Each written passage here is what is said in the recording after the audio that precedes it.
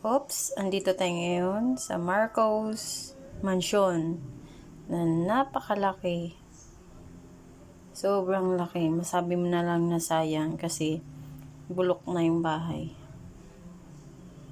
Ayan.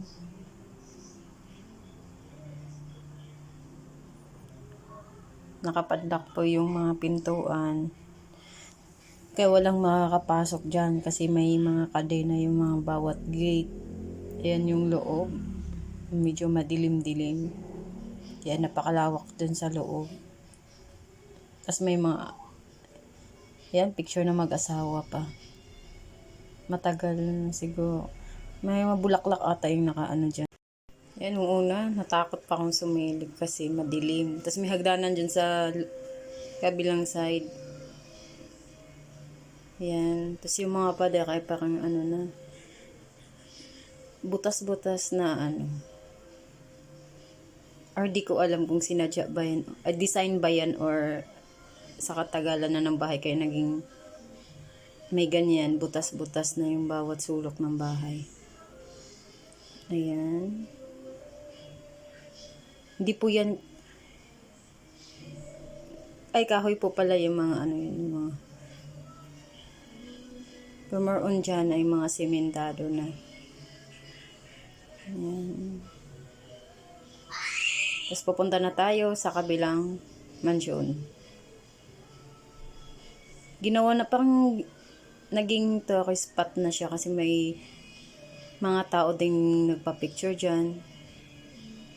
Tapos ang likod niyan ay ano na, madamo na yung likod kaya hindi na pwedeng mapasukan pa ng tao. Diyan lang sa harap. May naglilinis na pala dyan.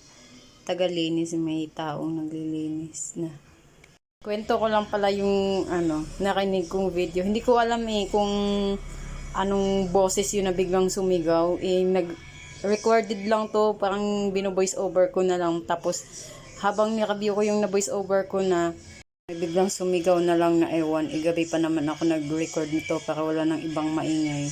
Kaya, hindi ko alam kung anong maingay yun. Pakinggan nyo na lang or kung makita nyo man to. Pakinggan nyo na lang bandang gitna. Ayan, papunta na tayo sa kabilang mansion. Dito mas maraming nagpa-picture dyan kasi mas madaming tao dyan. At ang dulo nyan ay may bahay din na may nag-aayos na mga tao. Kaya may mas madaming nagpa-picture dyan. Kaya doon sa dulo na walang ano na doon, walang masyadong tao. Then dito tayo sa kabila. Ayun yung mga moto ng mag-asawa.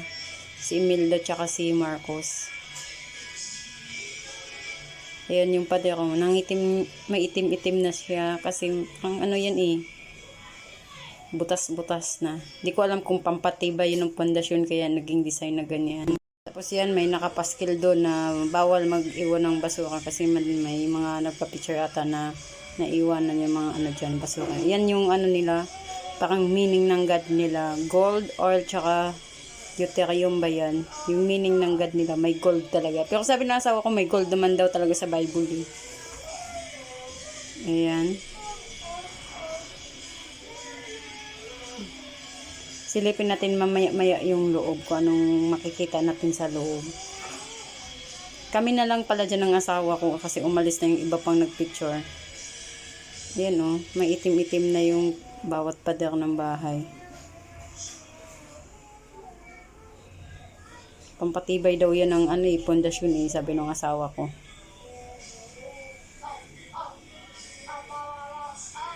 Tapos yan.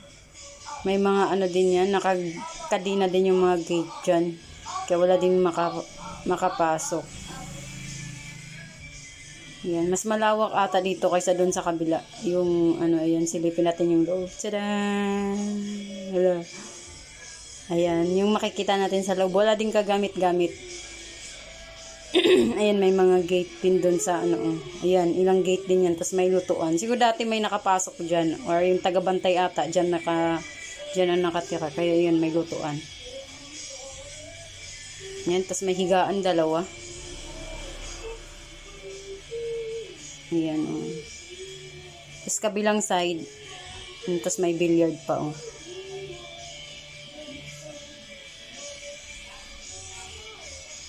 Ayan. Tapos may hagdanan pataas.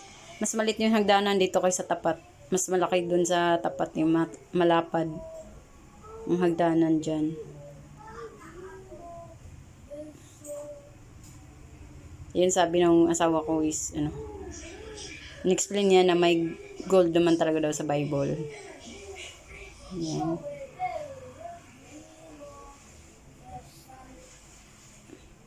Yan, may ibang dumating. Isang van yan sila nagpa-picture dyan. Tapos yan, paalis na kami at wala na ding ulan. Kaya, tutuloy na namin biyahe namin. Dyan pala siguro dyan pagka gabi ay nakakatakot kasi mga kakahuyan dyan kadamuhan, madilim na dyan sa gabi. Wala palang ilaw yung bahay ni Marcos dyan tuwing gabi.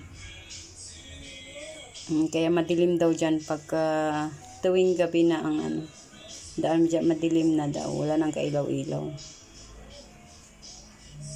Tapos sa kabilang side naman, may nagtitinda ng mga pang-almusal. Di ko alam kung taga dyan ba talaga sila o nagtitinda lang. What nga ang dinadayo na ng tao yung